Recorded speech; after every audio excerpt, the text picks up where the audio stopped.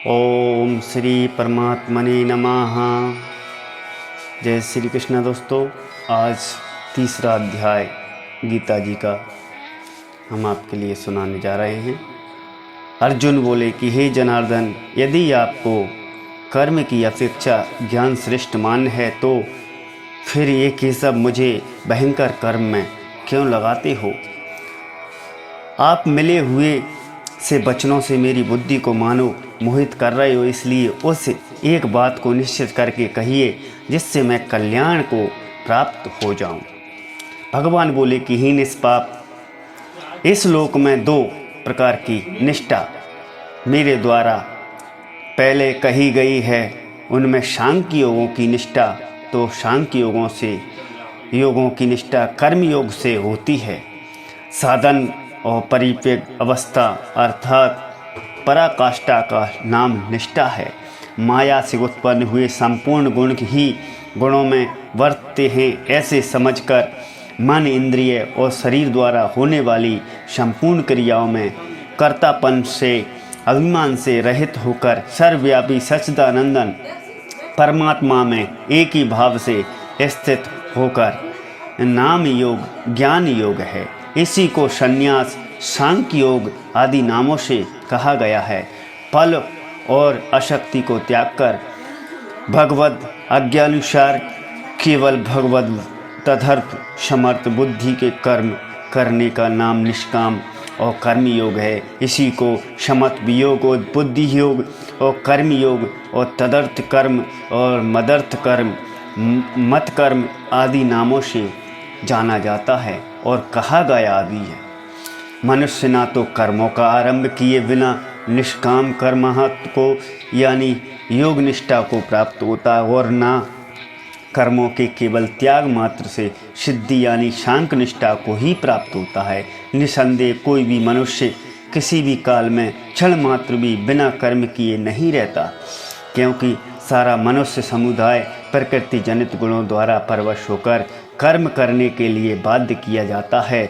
जो महामूल बुद्धि मनुष्य समस्त इंद्रियों को हठपूर्वक ऊपर से रोककर मन से उन इंद्रियों के विषयों का जिस अवस्था को प्राप्त हुए पुरुषों के कर्म हो जाते हैं अर्थात फल उत्पन्न नहीं कर पा सकते, उस अवस्था का नाम निष्कर्मता है। चिंतन करता रहता है वह मिथ्याचारी अर्थात दम्भी कहा जाता है। किंतु हे अर्जुन,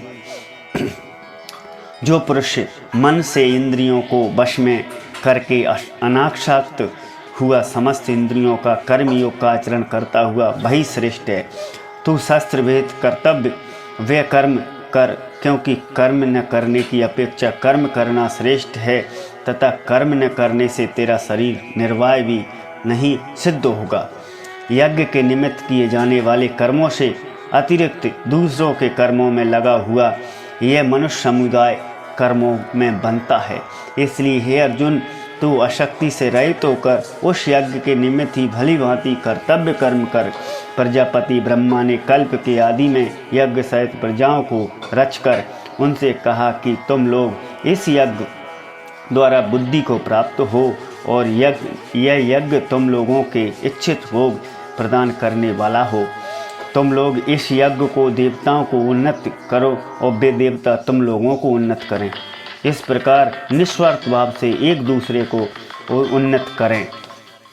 ऐसा उस महापुरुष का इस विश्व में ना तो कर्म करने में कोई प्रयोजन रहता है और न ही कर्मों के करने से कोई प्रयोजन रहता है तथा संपूर्ण प्राणियों में भी इसका किंचन मात्र भी स्वार्थ संबंध नहीं रहता। इसलिए तू निरंतर अशक्ति रहित होकर सदा कर्तव्य कर्म को भली भांति करता रहे, क्योंकि अशक्ति रहित होकर कर्म करता हुआ मनुष्य परमात्मा को प्राप्त हो जाता है।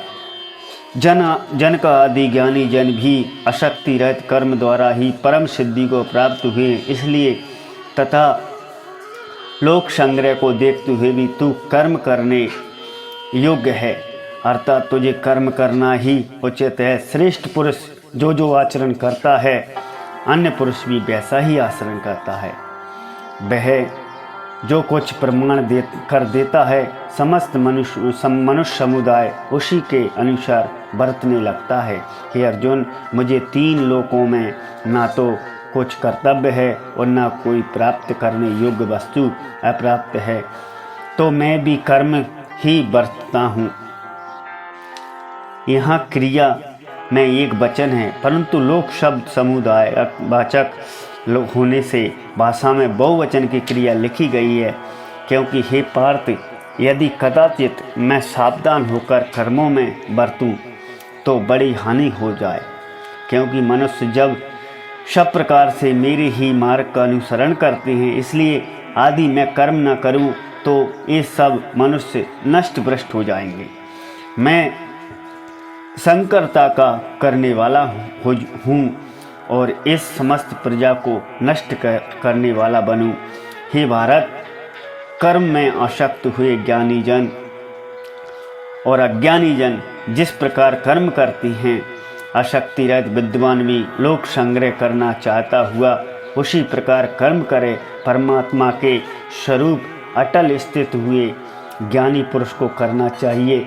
वह शास्त्र वेद कर्मों में आसक्ति अज्ञानियों की बुद्धि में भ्रम अर्थात कर्मों में अश्रद्धा उत्पन्न न करे, किंतु स्वयं शास्त्र वेद स्वयं समस्त कर्म भली भांति करता हुआ उनसे भी वैसे ही करवाए। वास्तव में संपूर्ण कर्म सब प्रकार से प्रकृति गुणों को किए जाते हैं। जो भी इसका अंत्यकरण अंगार से मोहित हो रहा है, ऐसा अज्ञानी मैं करता हूँ ऐसा मानता है। परंतु हे महाभाव, गुण विभाग और कर्म विभाग के कारण तत्व को जान लेने वाला ज्ञानी योगी संपूर्ण गुण ही गुण में बरत रहे हैं ऐसा समझकर उनमें आसक्त नहीं होता है। प्रकृति के गुणों से अत्यंत मोहित हुए मनुष्य गुणों में और कर्मों में आसक्त रहते हैं। उन पूर्णतया न समझने वाले मंद बुद्धि अज्ञानियों को पूर्णतया जानने वाला ज्ञानी विचलित न करें। मुझ अंतर्यामी परमात्मा लगे हुए चित्त द्वारा संपूर्ण कर्मों में मुझ में अर्पण करके आशा रहित और ममता रहित और संताप रहित होकर युद्ध कर। जो कोई मनुष्य दोष दृष्टि से रहित और श्रद्धा युक्त होकर मेरे इस मत का सदा अनुसरण करते हैं, वे संपूर्ण कर्मों से छूट जाते हैं। परंतु जो मनुष्य मुझ में दोषारोपण करते हुए मेरे इस मत के अनुसार नहीं चलते हैं, उन मूर्खों को संपूर्ण ज्ञानों में मोहित कर नष्ट हुए ही समझता हूँ। संपूर्ण प्राणी प्रकृति प्राप्त होते हुए अर्थात अपने स्वभाव और परवश हुए कर्म करते हैं। ज्ञानवश भी अपनी प्रकृति के अनुसार चेष्टा और हे अर्जुन, इस अग्नि के समान कभी न पूर्ण होने वाला काम रूप ज्ञानियों के नित्य वैरी द्वारा मनुष्य का ज्ञान ढका हुआ है। इंद्रियां, मन और बुद्धि ये सब इसके वास स्थान कहे जाते हैं। यह काम इन मन बुद्धि और इंद्रियों के द्वारा ही ज्ञान को आच्छादित करके जीवात्मा को मोहित करता है। इसलिए अर्जुन, तू पहले इंद्रियों को वश में करके ज्ञान और विज्ञान का नाश करने वाले महान पापी कर्म को अवश्य बलपूर्वक मार डाल। इंद्रियों के स्थूल शरीर से यानी श्रेष्ठ, बलवान और सूक्ष्म कहते हैं। इन इंद्रियों में मन है, मन से भी पर बुद्धि है, और जो बुद्धि से भी अत्यंत पर है वह आत्मा है। इस प्रकार बुद्धि से अर्थात सूक्ष्म, बलवान और अत्यंत श्रेष्ठ आत्मा को जानकर और बुद्धि के द्वारा मन को वश में करके, हे महाबाहो, इस कामरूप दुर्जय शत्रु को मार डाल। ओम श्री परमात्मे नमः। तीसरा अध्याय समाप्त। श्री कृष्णाय नमः।